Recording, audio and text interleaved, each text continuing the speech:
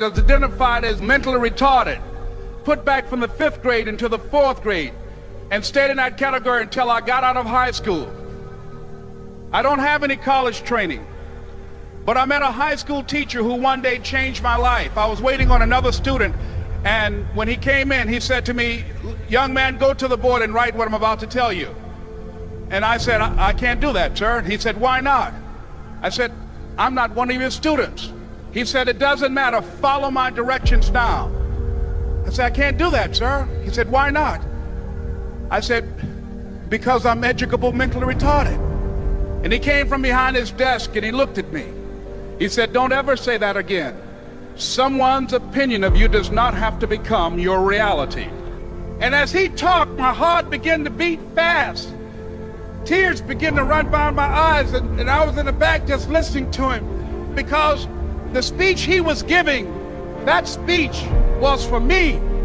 And he said, "Les Brown," he said, "if you want to do anything worthwhile in life, you've got to be hungry." I told Mr. Washington I wanted to become a disc jockey. And so I started working to develop myself. He said, "I want you to practice every day being a disc jockey." I said, "But I don't have any job now." He said, "It doesn't matter." He said that it's better to be prepared for an opportunity and not have one than to have an opportunity and not be prepared. And as I was working to develop myself, I applied for a job as a disc jockey, WMB, on Miami Beach. I went to a guy named Milton Butterball. I said, "How you doing, Mr. Butterball? I'd like to get a job as a disc jockey." He looked at me, he said, "You have any broadcast background?" I said, "No, sir, I don't." "You have any journalism background?" I said, "No, sir, I don't." He said, "We don't have any jobs available."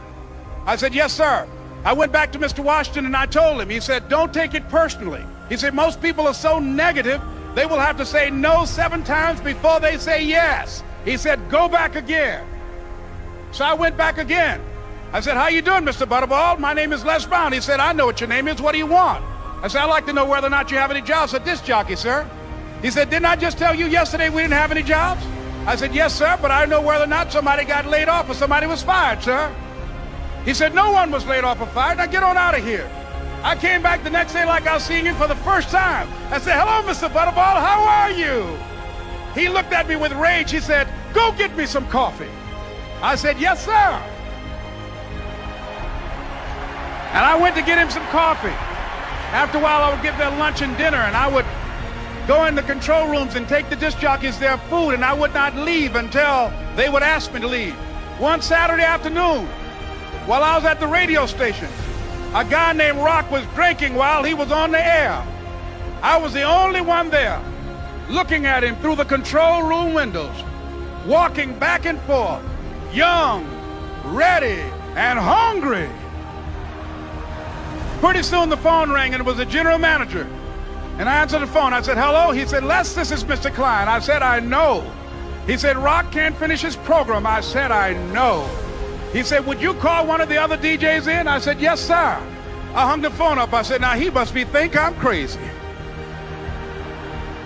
I called my mom and my girlfriend, Cassandra. I said, "Y'all turn up the radio and come out on the front porch. I'm about to come on the air."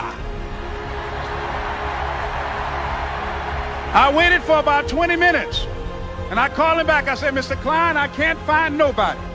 He said, "Young boy, do you know how to work the controls?" I said, "Yes, sir." He said, "Go in there and don't say nothing here." I said, "Yes, sir."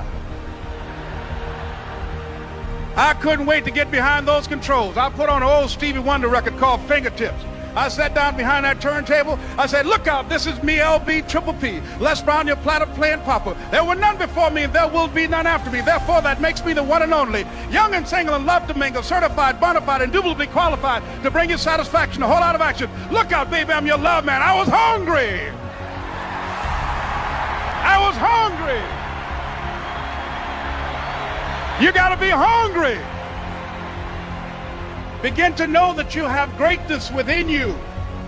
And if just one of you here begin to envision yourselves as being blessed and highly favored to reach your goals, if just one of you capture the essence of what that means, that you have greatness within you and a responsibility to manifest that greatness, that you can make your parents proud, you can make your school proud, You can touch millions of people's lives, and the world will never be the same again because you came this way.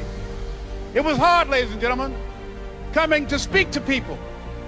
And I was facing financial difficulties in my own life. I was behind on my bills and my dreams, and I'm saying to them, you can live your dream. It was hard, ladies and gentlemen. It was very difficult to pick myself up each day believing that I could do it. There were times that I doubted myself. I used to ask myself, can I do this? And something said within me, you're the one. Don't give up on your dream. By continuing to push forward, by continuing to run toward my dream, that one day I would have my own talk show. It's a long shot, ladies and gentlemen, from Liberty City, an abandoned building on a floor, never knowing my mother or father. It's a long shot being here with you today in this dome in Atlanta. It's a long shot. No college training, labeled educable, mentally retarded, but I kept running toward my dream. Don't stop. Don't stop running toward your dream.